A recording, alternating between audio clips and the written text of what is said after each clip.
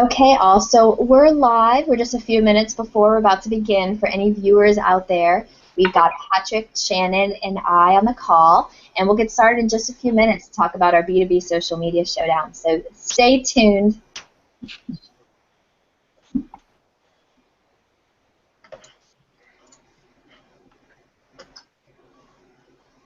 So Patrick, what's your chamber event on today?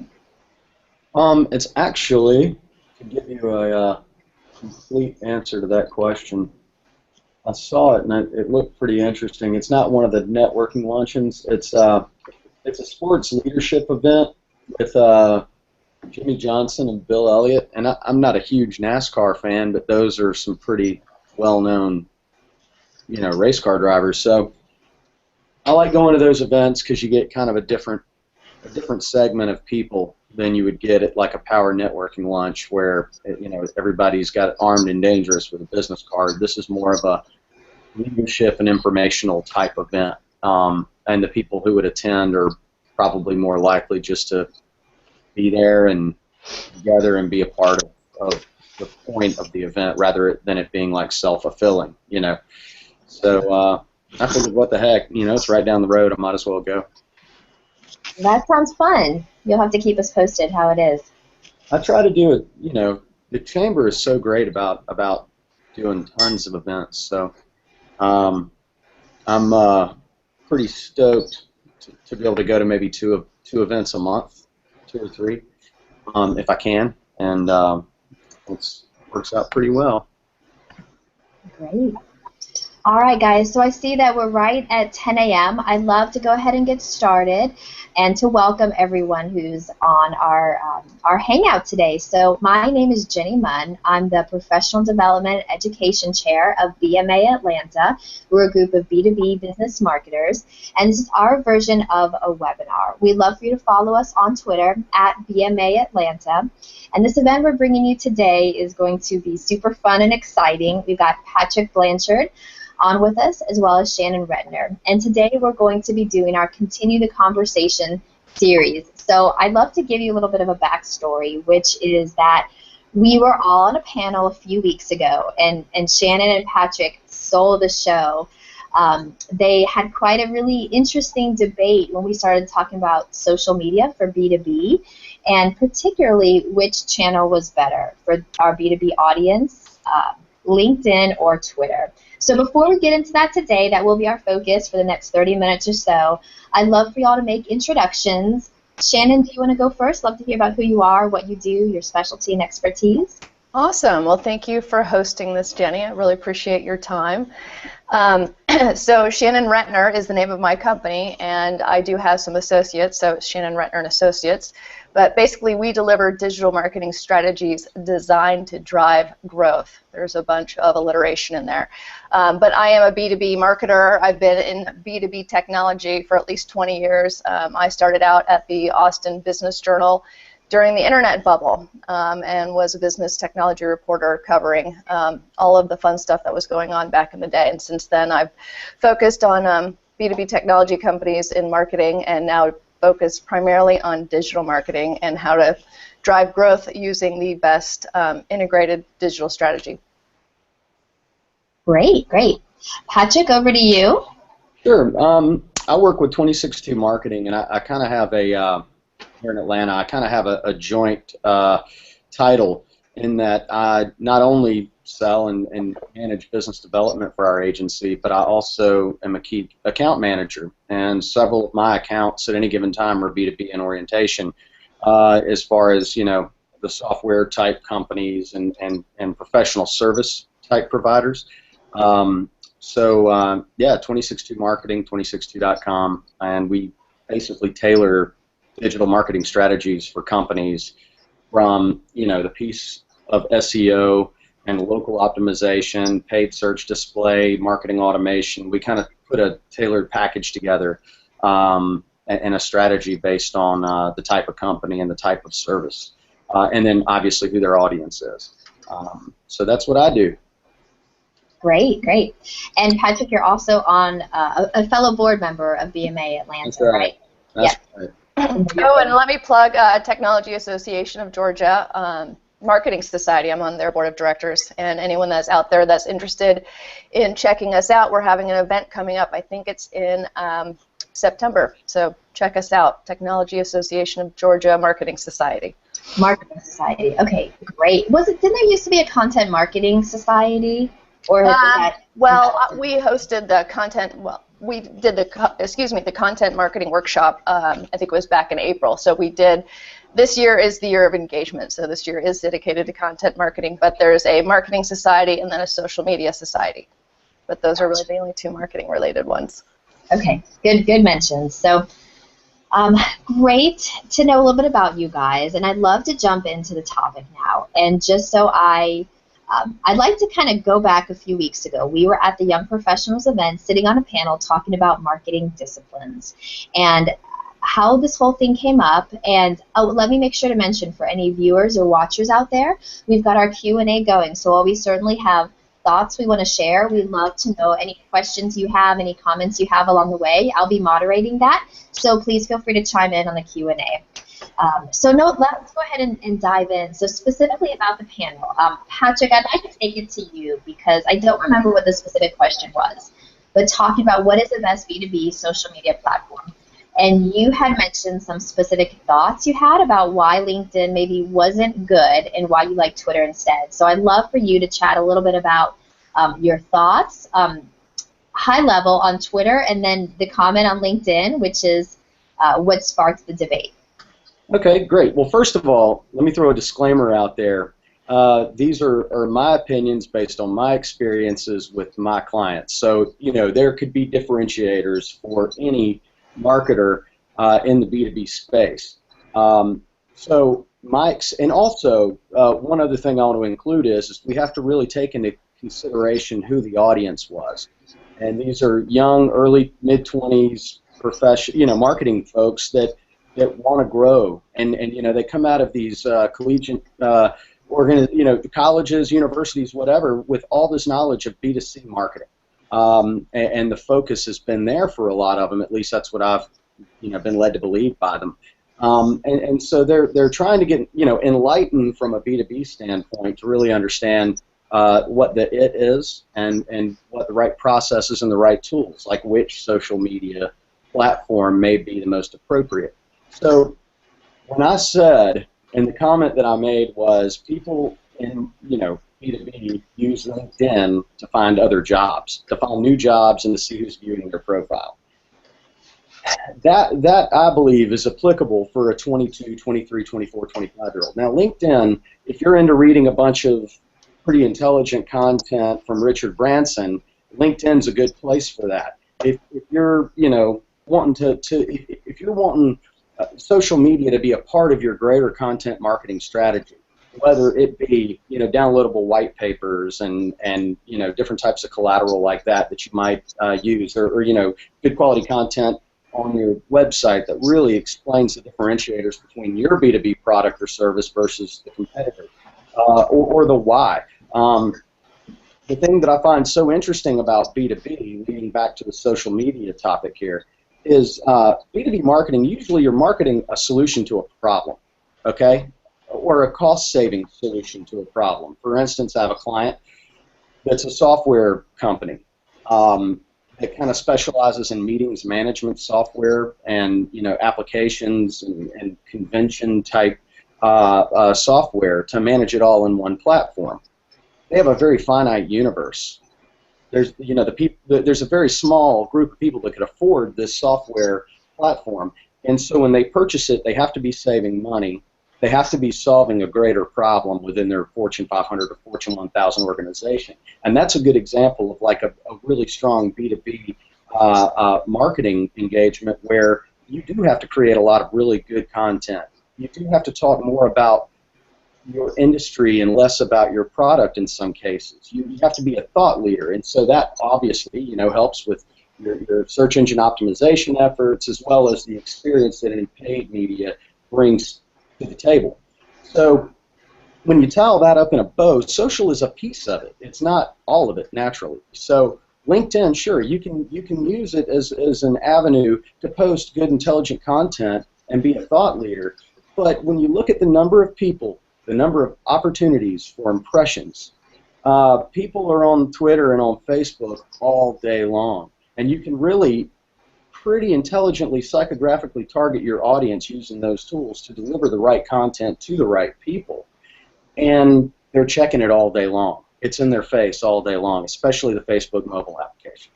Gotcha. So in Twitter. So when I say that people go to LinkedIn, just to clarify, to find jobs and see who's viewing their profile, I was speaking about a target audience that we were actually presenting to, which were, you know, young marketers that want to know more about B2B. And they happen to be the ones that are on Twitter and Facebook all day while they're at work. They don't necessarily want their boss to know it, but that's the reality. So I think there are two pieces. There's content marketing, which is branding. It's being a thought leader. It's hard to always point attribution back to your content marketing effort, and it's not as direct response as, you know, a paid opportunity. So you've got that piece, and then you've got the actual conversion metric. And I tend to look at, you know, the conversion metric as being the one of value because it's the one that kind of justifies, you know, cost and generates ROI. So that's kind of my clarification on the point, and I look forward to hearing Shannon's take on it. Great. So just to make sure that I understand, great overview, but that you think it's all important, but there are certain ones where you can tie measurement and analytics and behavior to more so than LinkedIn, specifically Twitter and Facebook over LinkedIn. Okay, great. Shannon, over to you. Okay, yeah, I think framing the conversation as Patrick just did is very important. So in terms of which is the best social network for the B2B landscape and for B2B marketers, you know, I posited that it would definitely be LinkedIn, hands down. But before I go into that response, I'm going to, there's two quick funny stories. One, you know, I've been in the B2B tech space for a while, and their reaction to digital marketing and social media and some of the stuff is always like, what? Why do I want to be on that social media? I'm selling software solutions. Why am I going to be sitting there gibbering on LinkedIn, for example? That's where people go if they're looking for a new job. In fact, I don't let my employees look on LinkedIn because if they're looking on LinkedIn, they're trying to go get a job. So I've had that conversation a lot throughout the years, and so it's funny. Especially, let me see, about a year ago, I was speaking with a CEO, telling him absolutely LinkedIn is the best, you know, social networking tool. It is the best sales contact database right now in the world, much less a social network. And we argued about it, and he thought I was an idiot. He's like, no, with my security company, LinkedIn is the one thing that's requested, companies request LinkedIn being blocked, so there's a firewall against LinkedIn. I'm like, that's ridiculous. It's a place where people go to get answers about solutions to their problems in the business world, as well as a content platform, publishing platform, and now it's even going to have better targeted advertising because they acquired Bizzo. I don't know if you all saw that in the news. So anyways, I've had this conversation a lot, and you know, the general reaction is typically, what? That's just for people looking for a new job. And I would have to say, actually, no. And now let's flip to the other conversation in terms of framing it up. There's inbound marketing and outbound marketing. And one thing. Go ahead. I'm sorry. One thing I wanted to mention. Let's not forget about the Bizzo LinkedIn correlation, because I think that's a really interesting topic to touch on here in a little while. Yep, and I think that's great because I'm going to be framing that up as well here, Patrick. And we're going to have a conversation about inbound marketing versus outbound marketing. So content marketing would typically fit into the inbound marketing side. And for those of you that aren't familiar with those two terms, inbound marketing is more about the pull, is trying to attract your target prospects to you, right? So it's non-invasive. That's about email marketing and content marketing. You're trying to keep them informed and educated, right? You're going to keep them engaged, pull them into you. So you're going to use the things that are going to pull them to your website, right? And get them to read more about you. Outbound marketing is going to be more of your paid opportunity. So that's going to be your social advertising, your PPC, your print advertising, broadcast advertising, all the stuff that you would pay to do that's going to be more disruptive. So the cold calls, for example, that you'd get after going to a site and downloading a paper, for example, that's going to be more of the outbound. Or retargeting when I go to a website and then leave, and that website now pops up again. That's going to be more of the outbound marketing disruptive.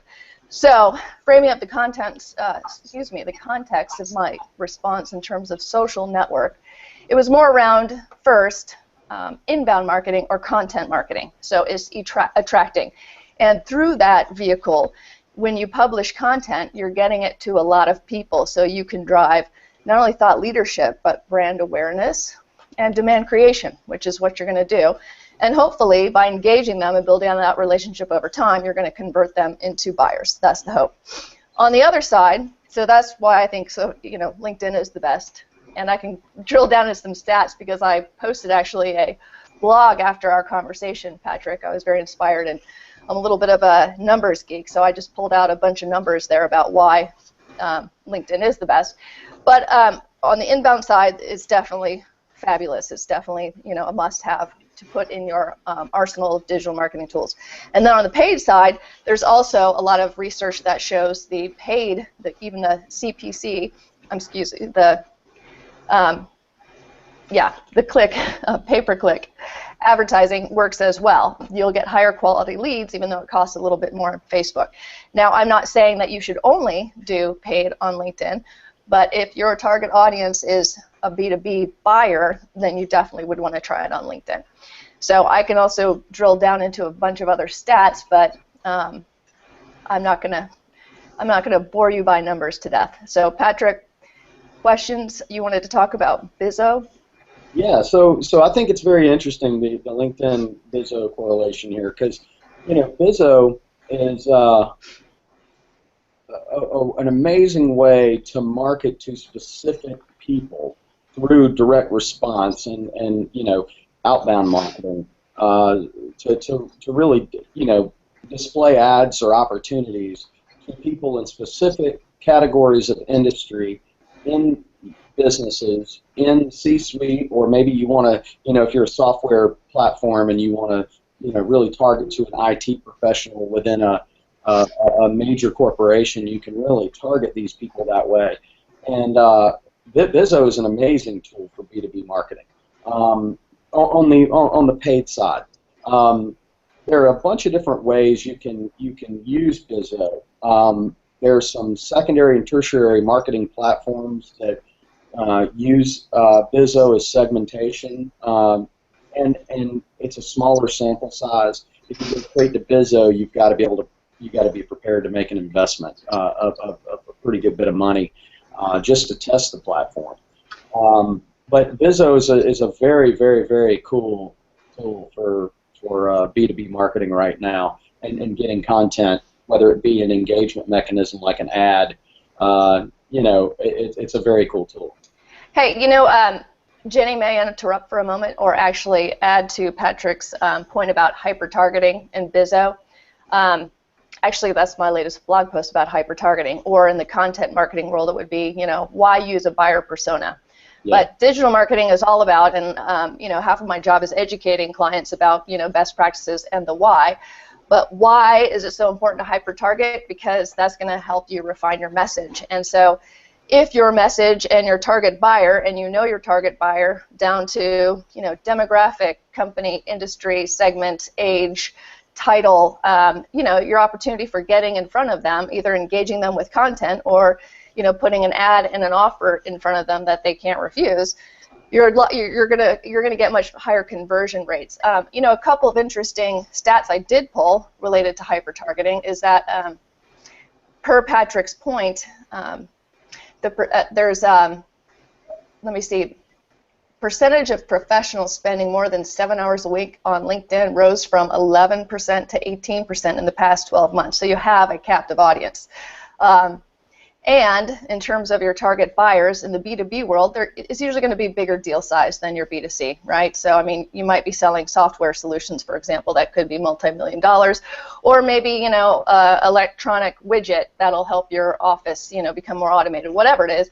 Typically, the buyer's going to be a little bit older, and the 79% of LinkedIn users are 35 and older. So to Patrick's point, some of the younger generation, they may be on Facebook now, but if they're marketing, they should definitely start using LinkedIn to establish their brand in the B2B world, but then also the people that are buying, the actual buyers, are on LinkedIn.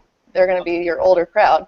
And then in terms of the click-through rates, I pulled this one. This is interesting too, because I also advise that, you know, it's an integrated strategy, Patrick, right? I mean, you've got to use multiple channels to reach your buyers, you know, paid, unpaid sources. But on the paid side, I thought this was interesting. The average click-through rate in Facebook is actually higher than LinkedIn, so 2.09% versus 0.06 respectively, which on its face is like, oh, well, you should be doing LinkedIn. But if you drill down into that a little bit and you look at the conversion rates in LinkedIn, is actually much higher. So in LinkedIn, your conversion rates are 2.74% versus 0.77% in Facebook. So what that means ultimately, and my research, you know, revealed that you're going to get a lot higher quality leads on LinkedIn who are more likely to convert, but you're going to pay more for those. Does that make sense? Yeah, and you know, the only thing I would add to that is a couple things. Sure, you get, you know, lower click-through rates, higher costs. Yeah, you're targeting more of the buyer, who has the checkbook, because of the age demographic and the experience demographic. One thing, though, that I always think about and process to some degree is the fact that social media in general is young, right?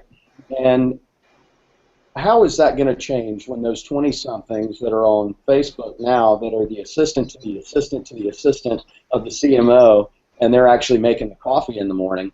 In 5 to 10 years, how is that going to change? What social platforms are going to be better? How are Facebook, Twitter, LinkedIn, how are all those going to really compete for the thought leadership position with the most eyeballs and the most interaction? And right now, you know, Facebook and Twitter has, you know, a lot more engaging elements because of the social aspects and the personal aspects of it that are not business related. So I think, you know, to your point earlier about multi-channel, you know, if you're not incorporating Twitter and Facebook into your strategy, it doesn't really matter. I mean, you know, you're not gonna win on LinkedIn. You know, it's almost like you have to be doing all of it. I still hold to my, in a certain age demographic, sure, there may be people that are looking for content on LinkedIn, but I find that I'm engaging with like enterprise SEO level tool companies. You know, like the cloud-based software tool that I think is cool, that offers a feature that could be beneficial for my clients. Let's say that I see something in Search Engine Watch on Facebook where they're talked about. I click that link, and that could be my first portion of engagement to making the recommendation within our agency to buy that tool.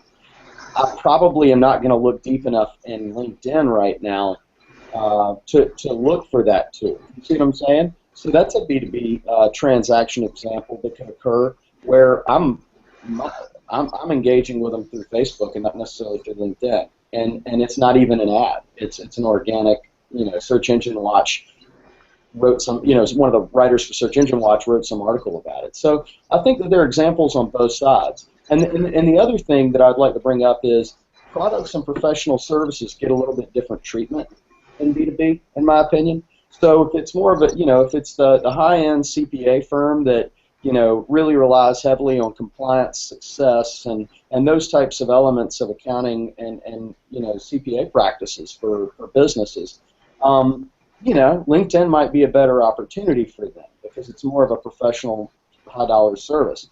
But if it's a software company where the people who have to buy into that software and use it every day may be the 20-somethings, and when their CMO or their CIO comes to them and says, hey, we're thinking about buying this tool, having that interaction with that younger demographic through Twitter or Facebook and having them aware of the software that they're going to have to rely on to do their jobs is not necessarily a bad thing. And that's now, Patrick, it's great that you brought up the point, and I absolutely agree, and I think you, you know, really illuminated it well. And that is, I think, one of the biggest issues with B2B marketing in general, at least based on conversations I've had with many people. But even more interesting, I was working with a Flashpoint company, early stage startup company, and they were trying to come up with a new content marketing solution. So of course they went out and did their customer discovery, interviewing B2B marketers, saying, what keeps you up at night? What's your biggest pain? Trying to identify what is the need out there, what's the pain. And you know what, Patrick, to your point, the pain was revealed that at the end of the day, people don't know who their target market is. They really don't know. And what's their title? Titles change, industries change, segments change. So if you really don't know who it is, how are you going to reach them with the right content through the right channel at the right time? So I mean, currently, you know, we use customer surveys or we do the interviews, and we try to identify who they are. That's why we create the buyer personas. But unlike the B2C world, for example, the credit card companies, they know who you are, you know, down to the second that it's the whole Target story. Do you guys remember the Target story? Talk about knowing your demographic and being able to upsell. So a woman goes into Target and makes a purchase. A couple days later, in the mail comes a coupon for baby diapers. Well, outraged father gets the mail and says, "What are you trying to do? Encourage my daughter, my teenage daughter, to get pregnant?" So he runs to Target, complains to the manager saying, "I can't believe you guys sent this." Well, only to go home later that night and find out that yes, indeed, she's pregnant. And how did Target know that? Is because of their big data analytics. They were able to, you know, predict based on her purchase pattern, you know, what she needed. And that's the thing that's missing with the B2B world. So that level of understanding your buyer, because it's the business world, we're lacking in. So that's why we still are having this conversation about, well, how do you reach that buyer? How do you reach that prospect? We're still guessing. We're still stuck to guessing. So that's why we do want to identify them as much as possible, figure out what the buying pattern is. So, and you know, exactly, Patrick, you're right. I always talk to, when I talk to the, you know, executives that I'm working with, and we're talking about how to reach those buyers, you know, one of the reasons why you want to do a multi-channel strategy is you're exactly right, because maybe the CMO is going to write the check and give approval, but guess what? He's probably going to say, "Hey, 20-something intern, I need you to go research and come up with a report on, you know, whatever it is, give me a short list," right? Yeah. Oh, so yeah. If you're not online and you're not giving them information, then that guy, you know, you're not going to make the list. And you know what's interesting about that point is that attribution is a tough thing, right? So what channel actually, in some cases, it's hard to know which channels actually, you know, gets the first attribution for an engagement or a conversion. But furthermore, you know, being able to use a little bit of creativity, because to your point, it is really hard in B2B sometimes to hyper-target your audience and know who they are.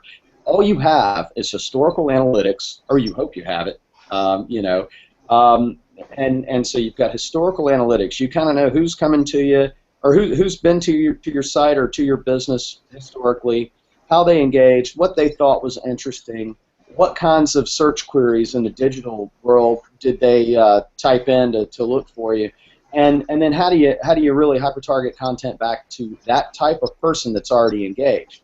The problem with that is it may be kind of a small target universe, and so you have to figure out where are the other eyeballs, right? And generating literary personas where you use a little bit of creativity and you figure out what the solution to the problem is and how your product or service provides that solution, and building it out that way. And then you can't really do anything without testing. So to your point, you say, okay, for the next 3 months, this is how the test is going to look based on our strategy from our 30 to 60 days worth of analysis and research about you and your history and your historical customer or client data. And we're gonna say, okay, well, Twitter, you know, we see that your typical median age for your typical employee that would actually have to engage with this product or service is 26 years old. So we need to hyper-target Facebook and Twitter, and we need to, this is kind of what the messaging needs to look like. This is what the landing experience needs to look like. This is the content that we need to be giving these people to really hook them. And then, you know, on the flip side to that, okay, but the decision maker that's going to approve this transaction is probably on LinkedIn, and you have to go through and find it that way. What I've found is, from an engagement standpoint, we get more engagement in B2B from Twitter and Facebook than we do LinkedIn, and we pay less for it. Now, the question is, are we talking about conversion mechanisms, or are we talking about branding? And are we talking about a short sales cycle or a very deep, long, squirrely funnel that's like a roller coaster ride? Patrick? Yes. I wanted to chime in here. Not only do we have a few minutes left, we actually have a viewer question. Awesome. So, do you want to finish up your point? It's no, I was just saying that we have to throw out there. Yeah, we have to figure out all to Shannon's point, all the answers to those questions by testing and with a combination of historical data. Yeah, that's really good. And we actually had a BMA board meeting, and one of our board members was saying how someone in their company really thinks, or just, they were debating about jumping on Facebook. And at the end of the day, they said, well, how are we going to know if it's going to work or not? And our consensus was, you don't know. You have to just give it your best educated guess and test it, and then see and tweak it and go from there. So even if people, I think, don't have a lot of data, or they just don't know yet, I feel like you have to get in execution mode at some point, and then tweak and refine and look at the data and analytics from there, and keep on going. But jumping in is so important because people don't know as much yet. So let me go. Actually, our wonderful Mark Semmelmeyer has a question for both of you guys. Hey, so, Mark. Yes, hello, Mark. I'd love for you each to take 1 to 2 minutes to answer this, but for each of you, if you were going to recommend one place or link to learn about best practices for Facebook and LinkedIn, what would that be? So please share a resource or a link on where people can go for more. I actually think that's a great wrap-up, but, takeaway and then a link and resource for where to go to learn more. Shannon, would you like to go first? I'll let Patrick go first. I'm going to take a minute to pull out some of my links so that I can actually respond factually. So go ahead, Patrick. Sure. So I've got several that I like to send people, and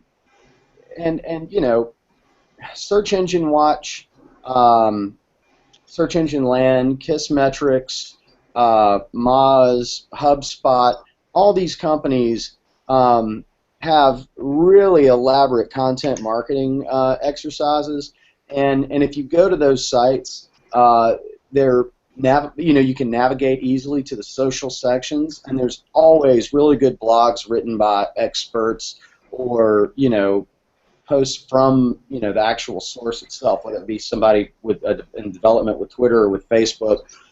There are a lot of beginner how-to guides. I would definitely go to HubSpot.com and sign up for their emails, because they deliver tons of great white papers to your inbox that will kind of help you through the process. But I would definitely recommend Search Engine Watch, Search Engine Land, Kissmetrics. Moz is okay, and predominantly HubSpot as being good resources to go, just kind of look around and search for the answer to your questions. Because if it's a question of how to use a hashtag,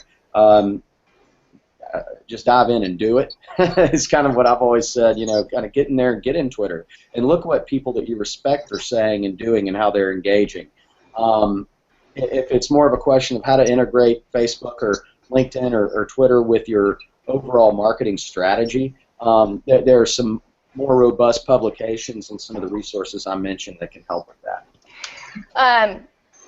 That was an excellent response, Patrick, and in fact, I agree with all of his resources that he pointed you to, and it's interesting when people ask me about, okay, so who's a good example of content marketing? I always say, you know what, HubSpot is the poster child for content marketing. Without a doubt, when I get something from HubSpot, I always say, why do you need to know your buyer so much? Why do you need to be so familiar with them? It's because you need to give them a cure to their pain. So HubSpot doesn't offer me just vitamins. HubSpot offers me painkillers and cure for my pain. So I open up their emails, and they're always going to be top of mind, which is the whole idea of content marketing. So HubSpot for sure. The other one is the Content Marketing Institute website. Great information there, and in fact, the Technology Association of Georgia, the Marketing Society, we did a content marketing workshop back in April, and we put together an infographic with a bunch of stats and a bunch of resources listed right there on the infographic. I think it's like the ultimate guide to content marketing. And so if anyone out there is interested in it, I can give you the link to that, and it's basically the short list of best practices, stats, and resources. It's an excellent resource guide. And then the only other thing I was going to add to that was Yeah, I could give you the link for that. Oh, the other thing I was going to say, and this is everyone will enjoy this in digital marketing world that has to work with, B2B, and like I said, it requires a lot of education, and I've had to come toe to toe with a lot of the older generation in the B2B world, for example, even in manufacturing, who are like, why do I want to be on that social media? That's just for kids. So actually the BMA, so your organization put out a video, I think it's just hilarious, called B2B Marketing Fundamentals Don't Change. And you can find it on the BMA in the USA YouTube channel. And it'll make you laugh. Anyone in B2B marketing, you need to check it out. It is hilarious. And if anyone ever, counters or basically says to you, why do we need to do any digital marketing at all? Our buyers aren't there. You show them this video. You'll get a great laugh out of it. I love it. BMA. Great resources, guys. Thank you so much. And thank you very much, Mark. You rock. So anyway, you guys, wonderful job. It was such great, interesting information. Please tell us again where we can find you and any other wrap-up info you need to go. We need, please. So yeah, where can we find you? And again, any calls to action you guys have to take next steps with both of you. Shannon? Glad you asked that. So to wrap up, if you want to find me, the best place to go is LinkedIn. So the cobbler's kids have no shoes right now. I am a small outfit, and if you go to my website, you'll see that it says I'm out working on other clients' digital marketing. But where I focus my efforts, not surprisingly, is on LinkedIn. So definitely that's where you're gonna see my blogs, my content. If you want to contact me, whatever, go to Shannon Rentner in LinkedIn and connect with me there. Wonderful. Patrick? Yeah, so 2062.com is spelled out TWENTYSIX and the number 2.com. We have a blog there where we all contribute as a team. We do. I'm obviously on Twitter at PG Blanchard. I'm on Facebook, and I am on LinkedIn too. I promise. Are you looking for a job, Patrick? I am not looking for a job. I'm looking for new hires. No, seriously. We tailor digital marketing strategies. So if you need a free website analysis and you want to know kind of where you are in the scheme of how you rank out there amongst your competitors, we offer that for free. We do ad hoc projects for Fortune 500 and Fortune 1000 companies, and we're a complete solution, marketing solution for the, on the digital side for the mid and some small size businesses. We love B2B. We do B2C as well. And so please, check us out at 2062.com and engage with us and find us out there in social media, and let's have fun together. Yeah, and one more thing. Sorry, Jenny. And then for sure, I hope you introduce yourself to everyone out there. But, one of the biggest challenges in the B2B world, B2B typically don't, when you talk brand and some of the more higher level ideas, they don't connect with it. So, what I like to say is if you're having a hard time as a marketer in the B2B land and you are trying to build your pipeline and get leads, let me know because I can help. Amen, sister. And then hopefully she'll deploy an agency like ours. Absolutely. Go team. I love it. All right, guys, thank you so much for your time. This has been so fun and wonderful and very enlightening. I am Jenny Munn, again with BMA Atlanta. Please check us out. We have some really great events planned. One next week, in fact, on lead nurturing. It's going to be at Maggiano's in the Perimeter. Any other time, please check us out on Twitter at BMA Atlanta.